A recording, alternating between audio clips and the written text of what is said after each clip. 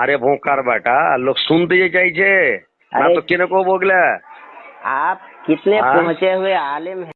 তো আসসালামু আলাইকুম।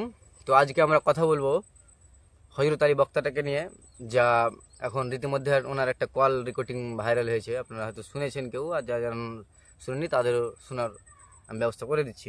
তো প্রথমে তো কিছু কথা বলিনি, তারপর ওনার ব্যাপারে কিছু বলছি। তো আপনারা হয়তো জানেন কিংবা আমার আইডিতে দেখেছেন যে আমি নিয়মিত হযরত আলীর ভিডিওওয়ালা বানিয়ে আসছিলাম, কিন্তু এখন আর বানা ছেড়ে দিয়েছি। যে তার কারণ লোকে অনেক রকম অনেক কথা বলছে যে এরকম করা ঠিক নয়, একটা বক্তাকে নিয়ে মজা নেওয়া, তারপরে আরও ইসলামকে নিয়ে মজা করা হচ্ছে নাকি আমার। আরও কমেন্টের মধ্যে যা তা খিস্তি মিস্তি ওইগুলো ভাষা মানে উচ্চারণ করার লয়, আরও গ্যাল দেয় আমাকে, আমার টেনে দিয়ে ফ্যামিলি টেলে গ্যাল দিয়ে। সেটা বড় কথা নয়, বড় কথা হলো যে আমি ওইগুলোর সঙ্গে গুরুত্ব দিই না, যে মানুষ বলবেই।